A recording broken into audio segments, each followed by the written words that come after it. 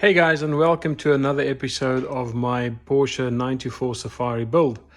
This will be part 3 of my clutch replacement job, and in this episode we are going to work on getting the flywheel off, replacing the rear main seal and replacing the pilot bearing.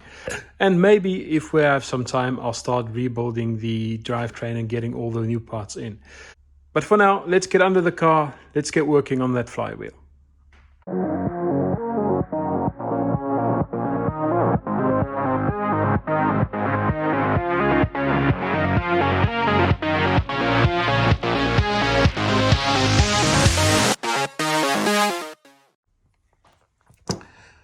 Alright, so what are we going to do is I'm going to release all 6 of these flywheel bolts, and then in theory I can just pull the flywheel off. It's going to be very heavy, so hopefully I don't drop this on the camera, but that's what I'm going to start with. I don't know if I need to somehow brace the engine because it might be fighting me when I'm trying to untorque them.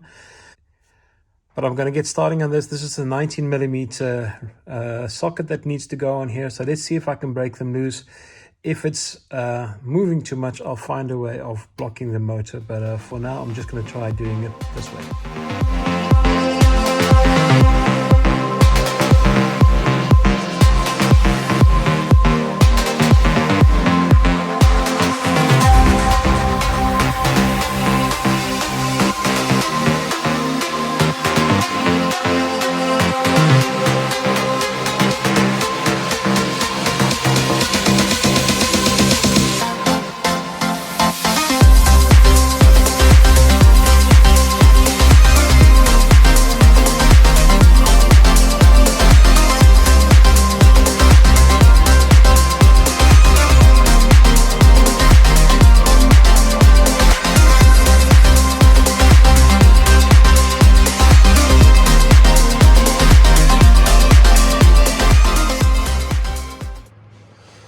Alright, so I've got all the flywheel bolts removed now. So according to the manual, it's a matter of just prying it off the crankshaft.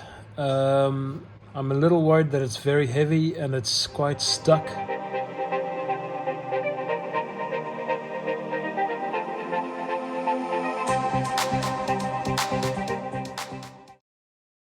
Before I forget, I'm going to put the car on top dead center, because I want to be sure that I put the flywheel back in the correct position.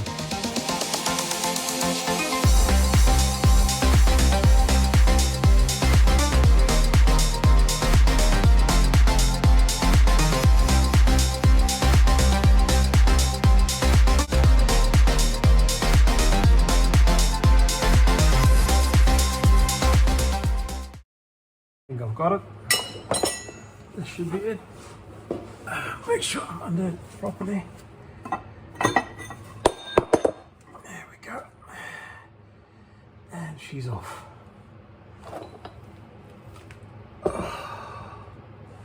Yeah, this rear main seal is weeping quite a lot, so let me show you guys. Alright, so you can see she's weeping quite a bit here. It's not terrible, but it's not the way it should be, so I'm quite glad that I decided to take off the flywheel. So I think what I'm going to do now is I'm going to just pull out the pilot bearing, and then I'm going to pull out the rear main seal, and then we will clean it all up with a bit of brake cleaner and get it to be nice and fresh in here again. I'm going to remove the pilot bearing. I have read that the best way to do that is to use one of the crankcase bolts and a big socket across it, and that way you create almost as a bearing puller. So I'm going to get that set up, and you'll see me winding this guy out, and hopefully I get it out without any damage, but we'll find out. So I'm gonna set it up and you can follow along.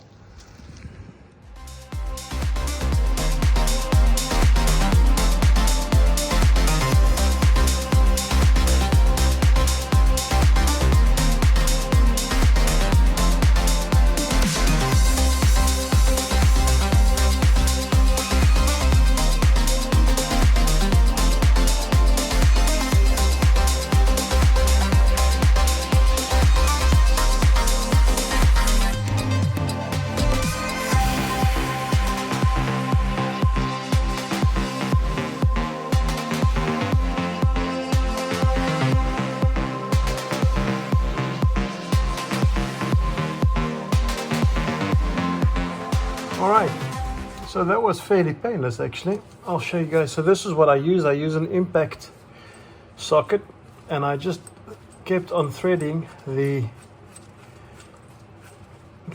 crank or the bell housing bolt onto it with its ring, and you'll see this is the pilot bearing. So it came out without any problem, so I'm glad that tip worked. This is something I picked up off I think it was a rent list. So there you go, it's all out. Now it's just I just have to drive the new one home. That's it.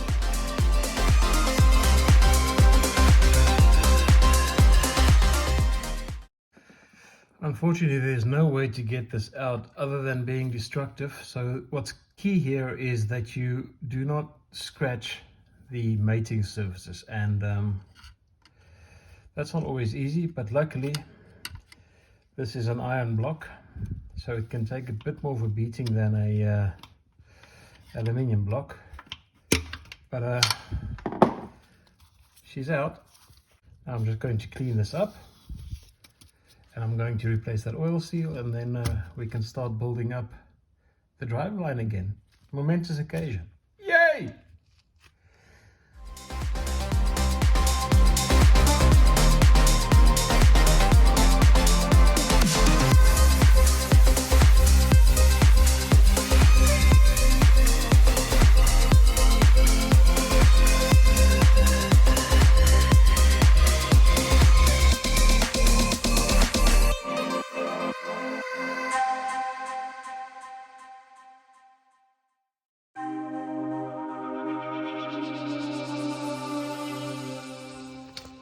Okay, she's in. The new rear main seal is in. She seems to be seated nicely all the way around. It's not the best method. I used to have a seal tool, but I sold that like 10 years ago when I thought I'll never need it again. The way I've done this, the way that works the best, is you grab a bucket of boiling water and you just have the seal in there for a couple of minutes, and that heats it up enough that it expands, so it goes around this crankcase easier. And as you can see, she's sitting in her spot quite nicely. So now I've got to find the pilot bearing. I know I have it somewhere, but I have no idea where. So I've got to go search through about 10 boxes of parts to see if I can find it. What I've noticed while I was working is that there's a little bit of oil seepage running down the block here, and it's coming from the oil pressure sender unit up there. So I've got a new one that I never used for 911. That's exactly the same spec, so I'll take this one out, put that one in, and then while I'm here, I've already unplugged this. You see, this is the temperature time switch. This is a very important part of your cold start circuit on the 924, and it's impossible to get to normally when the bell housing is here. So I actually have a spare that I bought a couple of years ago for my turbo. So I'm going to put that in this one as well, just to be sure that I've got two new pieces of components there. With the oil pressure sender, I will fix that oil leak that's coming through. It's not bad, but it is seeping all the way down into the starter motor. So I'd like to have that cleaned up. And this one, maybe this will help us just be part of the rebuilding of the fuel system. So I'm quickly going to get that done, and then we can move on to the pilot bearing and the flywheel.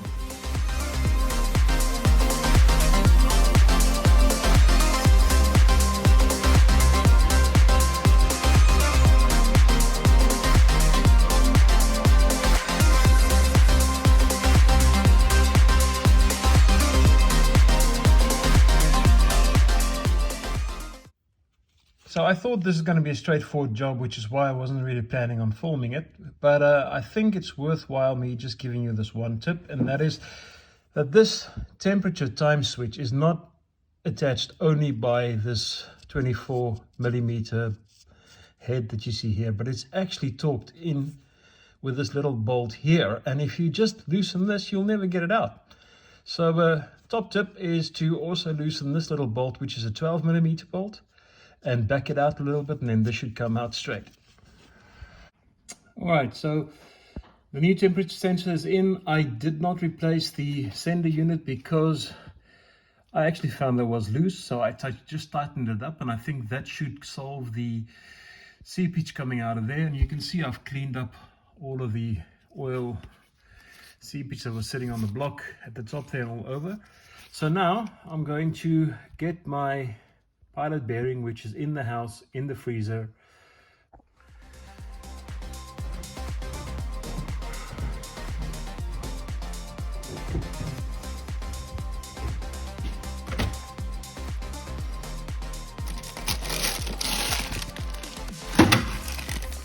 There we go.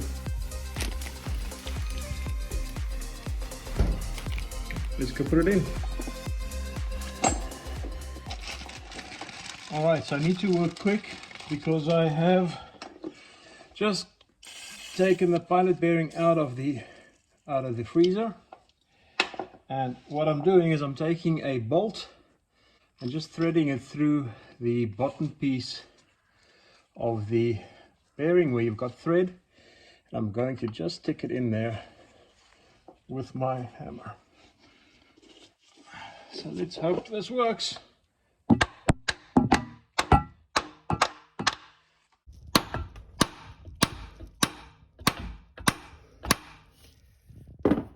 That was easier than I thought. She's in. So that idea with the freezer and the bell housing bolt, that worked a treat. So if she needs to seat even further, the flywheel will actually pull her straight in, because there's this little lip here that sits under the flywheel. So that'll make sure that this is all flush with one another. But I'm happy with this. Job well done. Let's move on to the flywheel. But before we mount the flywheel, I've got something that I want to do to it first. All right, so for those of you that have been following along with my series from the beginning, know that when I did the distributor overhaul, I had immense issues setting the timing on the 924. And the reason was because all of this was oxidized, and there were some white patches that stretched from there to there. Now I've already sanded this down with some wet sanding paper, and what I'm going to do, I'm just going to finalize the details down here, and then I'm going to actually fill in the -10 with white paint, and that will then help me with my strobe to set the timing perfectly when I actually start building up this motor again. Because the way I've got the timing now is simply on ear, because I just couldn't see this thing coming by when I was setting the timing with the strobe.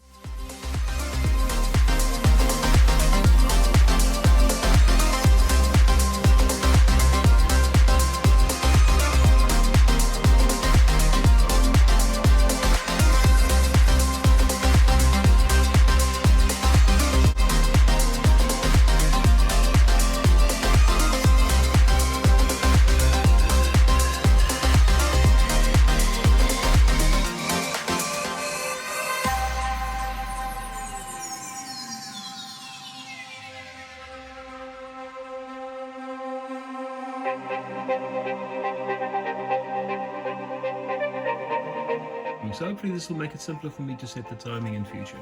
Anyway, it's a small side project, but cool. I like it. I'm happy. Right, so we are ready for the flywheel to go back now. I've put the engine onto top dead center, so that's all good. So now I just need to line the flywheel up and then start bolting it in. I've got new flywheel bolts because they are one-time use. So I'm going to set you guys up so you can follow along. Let's get cracking.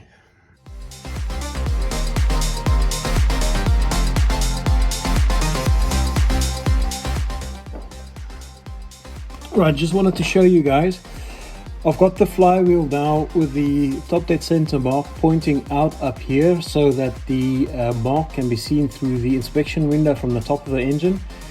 And you can see in here, I hope you can see this. Let me try and get you some light. There's a mark on the crankshaft, and there's a mark on the flywheel. These two need to line up. And if they line up, then that lines up, then everything is perfectly aligned for top dead center. So now that I've done that, we can start bolting up the flywheel bolts.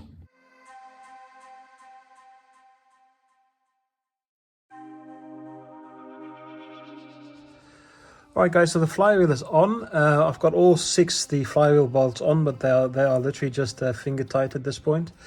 I need to actually Loctite them. It doesn't say that in the manual, but I've never not Loctited a flywheel or a pressure plate, and I can't find my Loctite. This is becoming a recurring theme at the moment. Maybe I need to clean up my garage.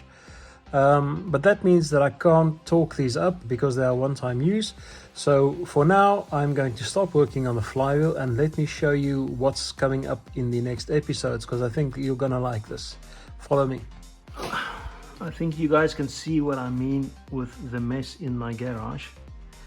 It's quite bad at this point, so I need to clean up a bit before I do the next stages. But let me show you. Even that's a mess. It's a mess everywhere. But my suspension has arrived. It's been powder coated. Everything's in the wrapping still. But this is very good news, because that means as soon as I've got that clutch buttoned up, the suspension's going back on. All right, so this is where I'm going to end this episode. Thank you for watching. And I know this is taking a long time, but there's some more exciting things on the horizon. If you like what you see, please subscribe, please share, please leave me comments. I do read your comments. And maybe to show you a bit more is, because everyone was telling me to weld that nut, in here is my new welder. So I've bought a welder. I'm going to learn how to weld.